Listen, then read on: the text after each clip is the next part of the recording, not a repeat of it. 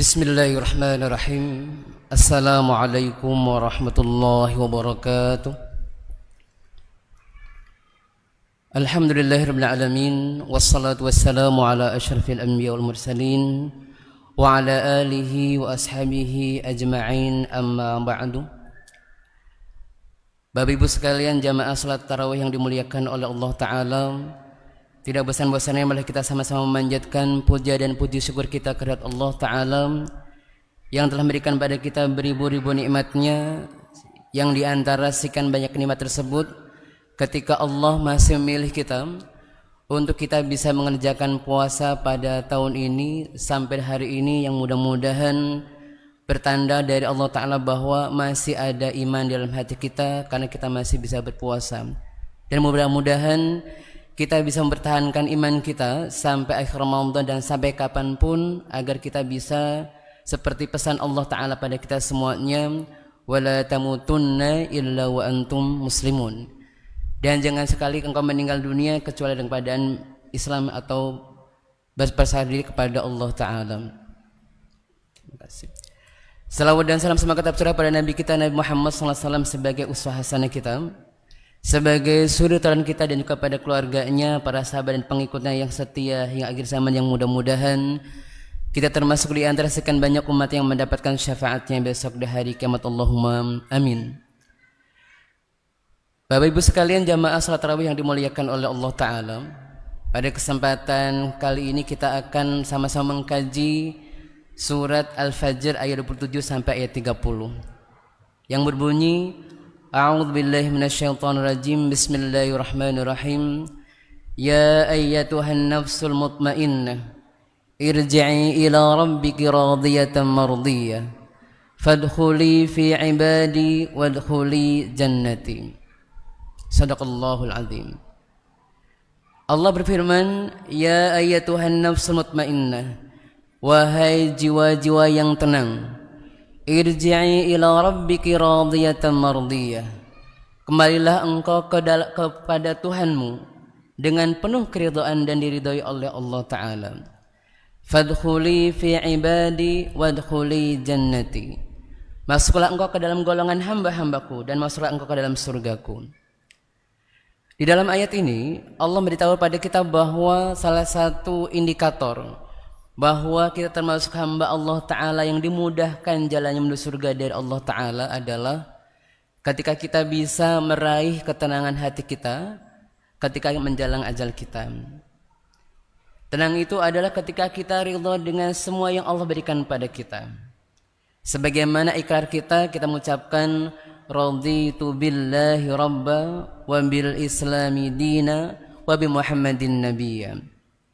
Kita sering mengucapkan ini, aku ridha Allah sebagai Tuhanku, Islam sebagai agamaku, dan Muhammad sebagai nabi dan utusan yang dikirimkan kepadaku.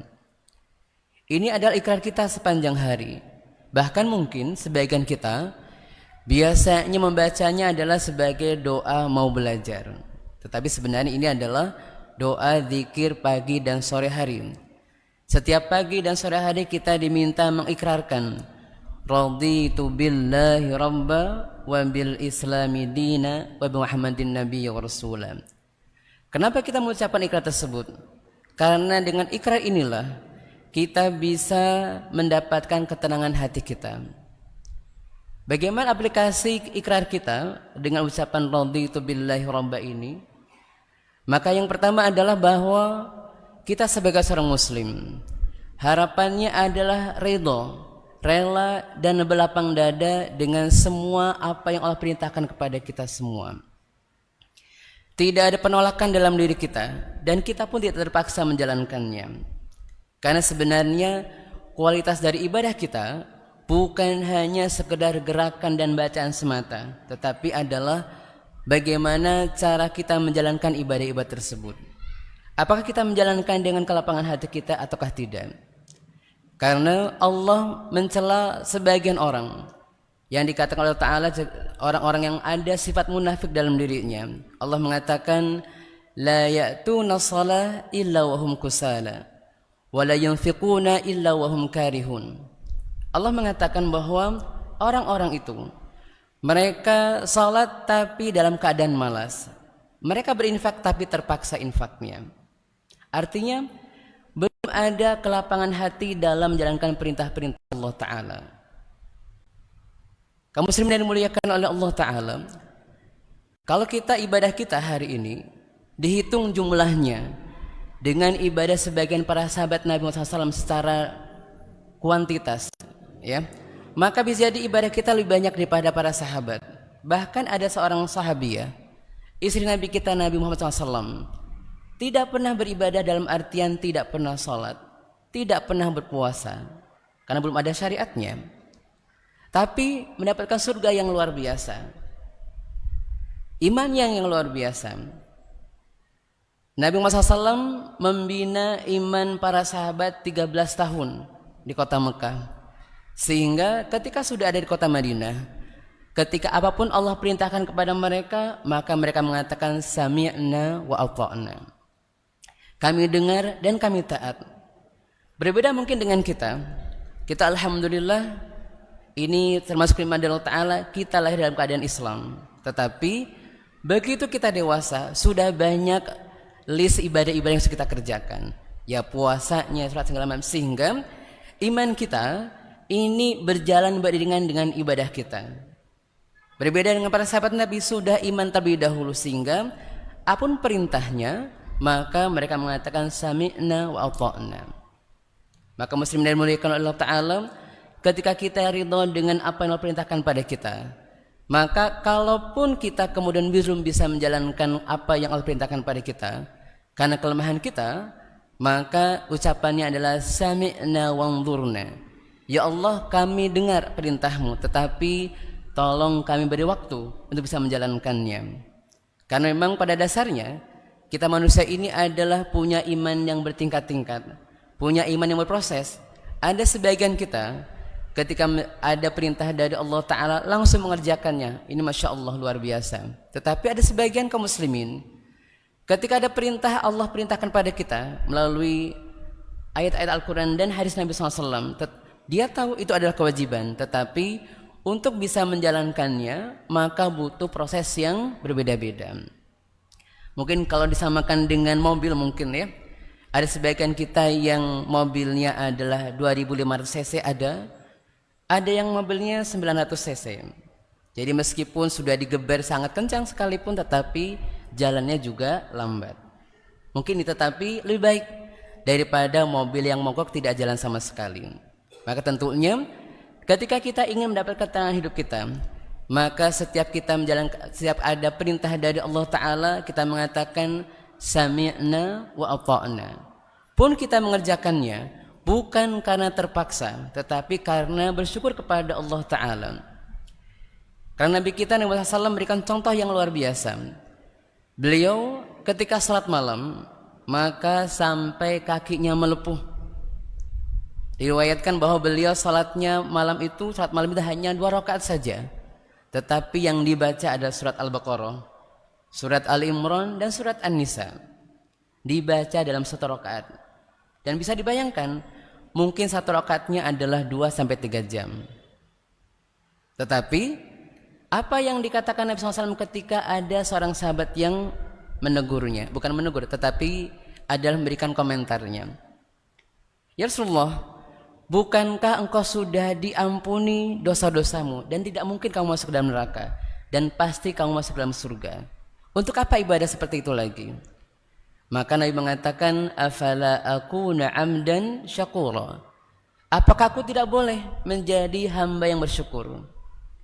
Maka puncak tertinggi dari seorang yang beribadah kepada Allah Ta'ala adalah bagaimana ketika dia beribadah adalah sebagai ungkapan syukur dia kepada Allah Ta'ala atas segala nikmat yang Allah berikan kepadanya. Dan bahkan dia meyakini bahwa meskipun sebanyak apapun ibadah yang dia kerjakan, tidak cukup untuk membayar semua nikmat Allah yang telah berikan kepadanya. Inilah makna dari kalimat Nabi SAW mengatakan, la yadkhulul jannah ahadukum bi'amalihi, seseorang tidak akan masuk surga hanya karena amalnya saja. Kenapa tidak mungkin masuk surga karena amalnya saja? Karena jika dibandingkan antara nikmat Allah Ta'ala dengan amalnya, bisa sangat-sangat jauh. Kita mungkin ada orang yang berusia 40 tahun. Tapi apakah ibadahnya selama 40 tahun?